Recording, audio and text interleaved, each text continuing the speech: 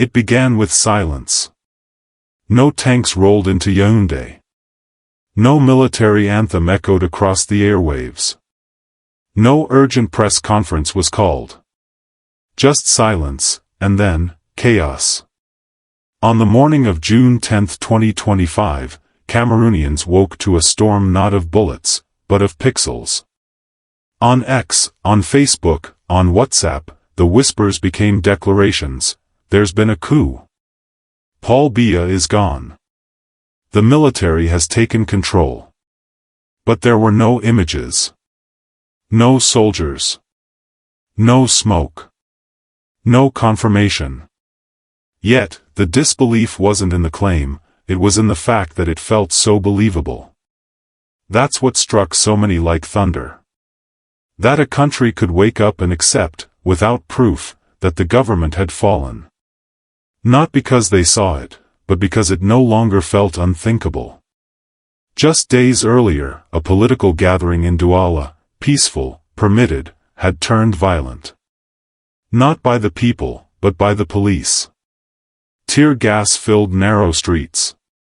Mothers clutched their children. Old men shouted, "Let them speak."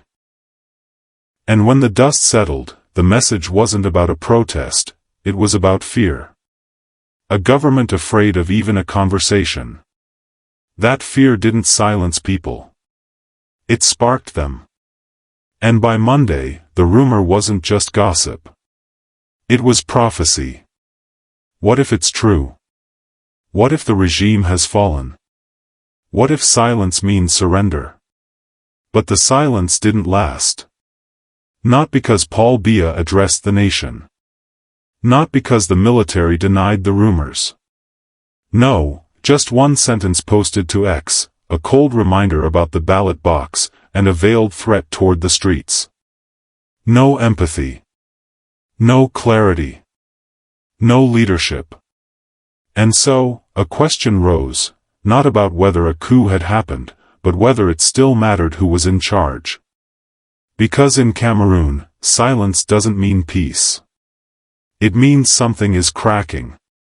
And when a nation starts to believe a coup without a gunshot fired, maybe the real battle has already begun. The weekend was supposed to be quiet. A political meeting. Not a protest. Not a march. Just a routine gathering at the Douala headquarters of the Cameroon Renaissance movement, led by opposition figure Maurice Kamto. The plan was simple. Regional members would meet, talk, and strategize. Legal. Controlled. Peaceful.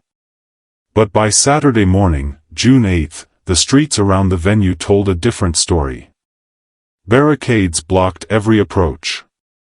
Armed security forces surrounded the area. Roads were sealed. The airport was under surveillance. There had been no official ban. No legal justification. But something was clearly underway, something designed to stop the conversation before it started. Supporters trying to reach the venue were turned away. Some were shoved. Others were chased. When tensions rose, the response wasn't negotiation. It was tear gas. Heavy. Immediate. Brutal. Videos began surfacing online. Crowds scattering. Smoke filling the streets. A woman shielding her baby while coughing violently. An elderly man crying out to officers, "Let them speak." It didn't look like law enforcement. It looked like fear, uniformed, armed, and unwilling to let people talk. And that's when the tone shifted. This wasn't just about Maurice Kamto or his party. It was about the system. About a state so fragile it couldn't tolerate a room full of citizens talking politics. For many, the crackdown confirmed what they had long suspected: the regime no longer defends its authority with ideas, but with intimidation. In homes across Cameroon, people replayed the footage. They didn't see danger. They saw desperation, by a government clinging to control. What was supposed to be an uneventful political weekend became a national moment of reckoning. A spark. Not everyone supported Camto. Not everyone planned to attend. But as the images spread from Douala to diaspora WhatsApp groups, something more universal took root: anger. Not just at repression, but at the absurdity of it. That even a conversation could be crushed. That silence was now policy. By nightfall, one illusion had shattered: that protest, even peaceful, even symbolic, was still possible. The message was clear: the space for dissent was gone. And in its place was a growing sense of finality. No one declared a coup. No palace was stormed. But a single gathering stopped by force felt like something bigger. Something ending. By Monday morning, June 10th, the streets were tense, but quiet. Not quiet from peace. Quiet from confusion. From anticipation. From fear. The rumors had spread like wildfire the night before. The military has taken over. Paul Biya has fled. Shots fired near the presidential palace. There were no confirmed images. No video. No journalist on the ground. Just screenshot after screenshot. Anonymous messages. Forwarded voice notes. Half-formed theories multiplying by the second. But no one could ignore them. In Yaoundé's markets, vendors whispered behind their stalls. In Douala, commuters hesitated before leaving home. Teachers paused before entering classrooms. The question wasn't, is it true? It was, what if it is? And that's when the silence became deafening. State broadcasters stayed on loop: patriotic songs, routine news, no mention of unrest. Government websites didn't crash. They just didn't update. The presidency offered no statement. No denial. Nothing. Just a void where leadership should be. In Cameroon, silence has never been neutral. It's a tactic. A shield. A warning. And in that moment, it was more terrifying than any headline. The country began to operate in a strange limbo. No tanks.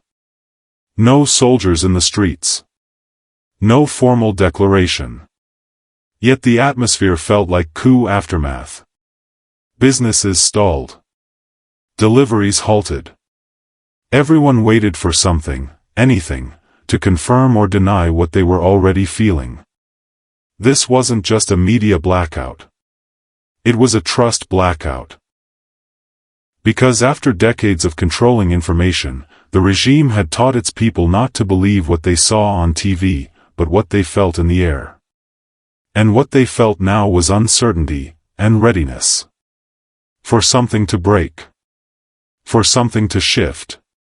Even if nothing had happened, it no longer mattered. The coup didn't need proof. It had already taken place in the collective imagination. The real event wasn't a military takeover. It was a collapse of credibility. And in that fragile space, between whispers and denial, between fear and inertia, Cameroon found itself confronting the unthinkable: not a revolution, but a realization. That silence itself was the message. And what it said was this: the government no longer needed to fall. It had simply stopped speaking. And then, without warning, the silence broke, not with a speech, not with an address, but with a tweet. From the official account of President Paul Biya came a single sentence. Is it really necessary to remind people that in a democracy, access to political responsibilities is ensured through the ballot box and not through the streets, certain media, or social networks? No photo. No flag.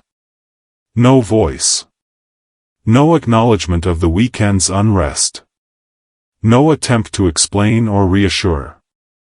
Just a sharp, passive-aggressive line dropped into the digital void like a stone into a lake.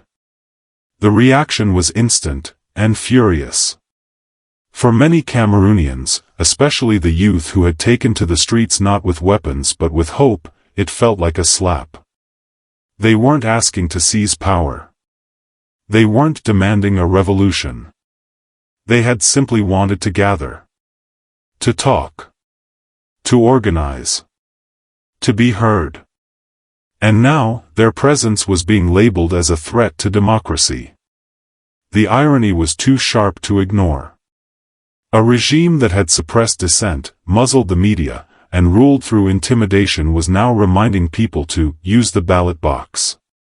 As if elections were free. As if trust still existed. As if people hadn't been waiting, for years, for change that never came. One protester wrote on X, "We gathered peacefully and got tear gas. Now we get a lecture?" Another replied, "If you only show up to scold us, you've already lost the argument." The tweet didn't restore calm. It inflamed the wound. Instead of clarity, it confirmed the distance. The president was speaking at the people, not to them. And the people knew it. For opposition leaders, the message was clear: nothing had changed.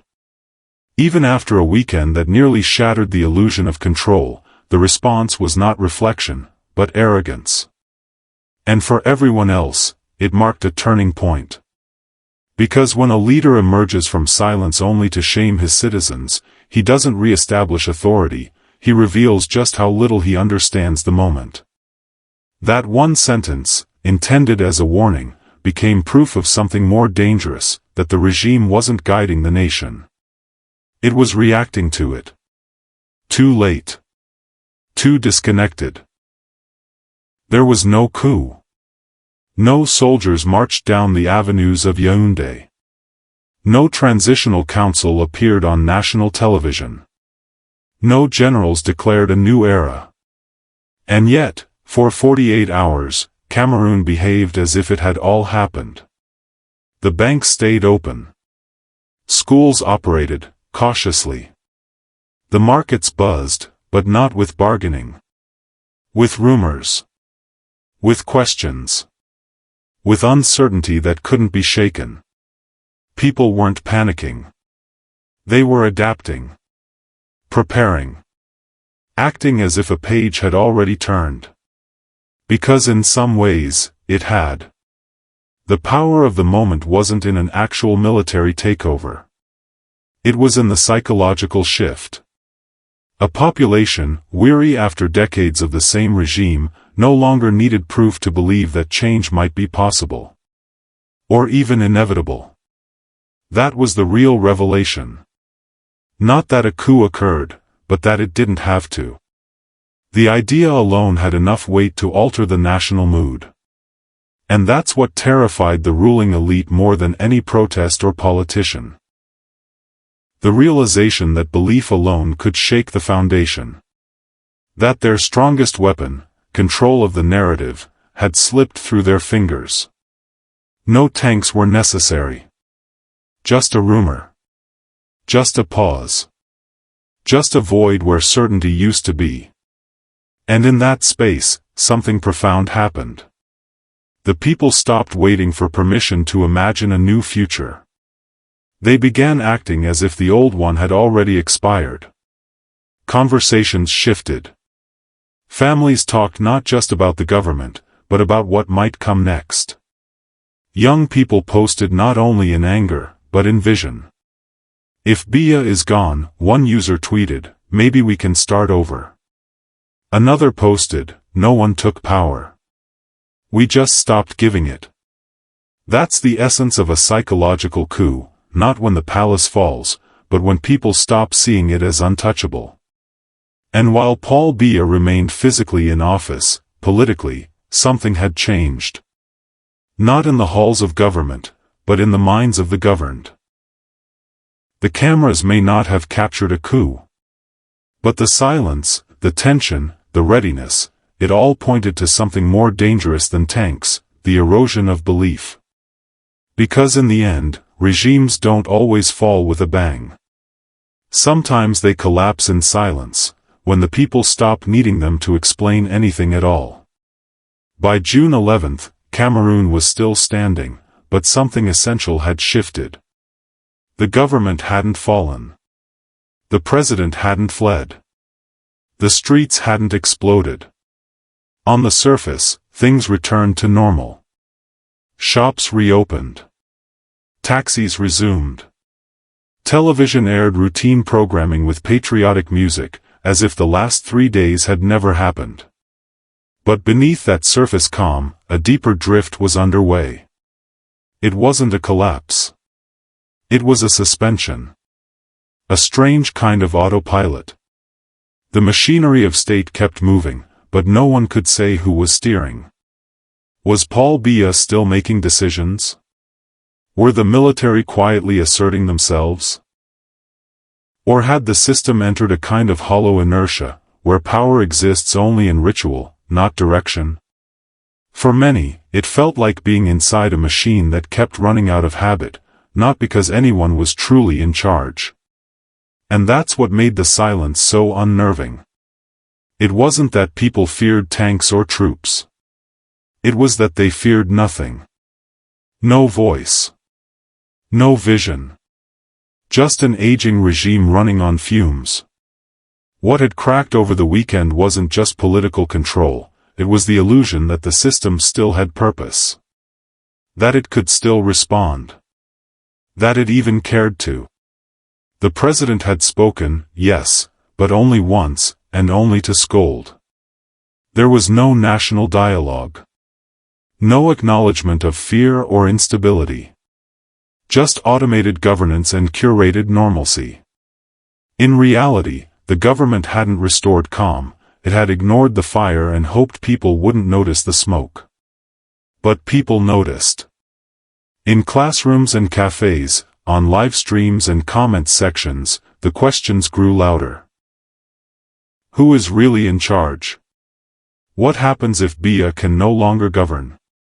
Why does this feel like we're drifting, not moving?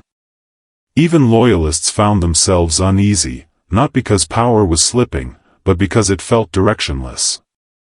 Like a plane still in the air, but with no pilot in the cockpit. And perhaps that's the most dangerous phase of any regime, not when it's challenged, but when it starts to coast.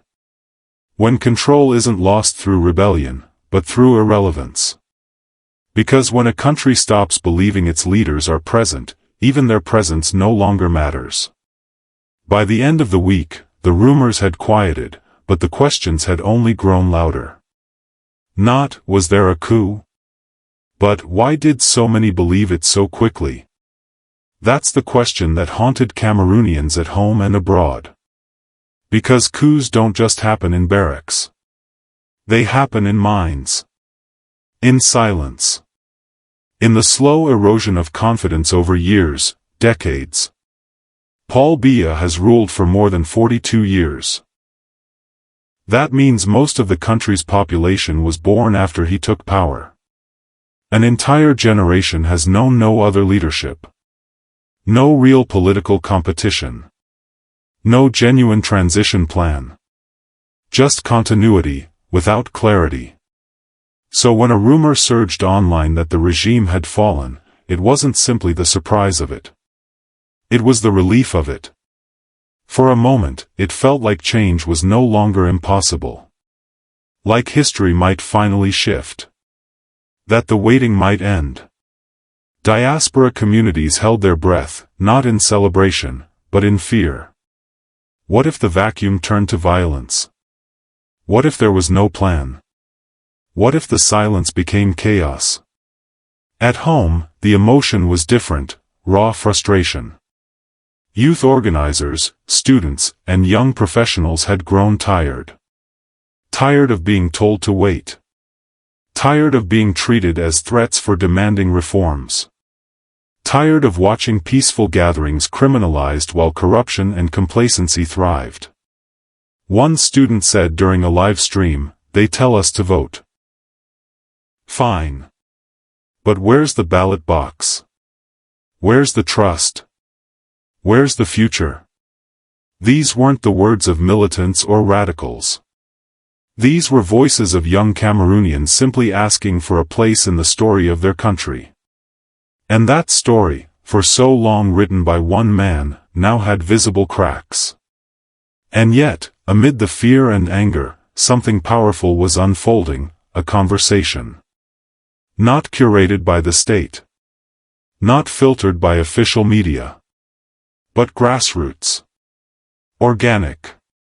Honest. In living rooms, in schoolyards, in digital chat rooms, people were asking, what does democracy look like, what kind of leadership do we deserve, and should any one person rule forever? The regime still had power, but it no longer had the final word.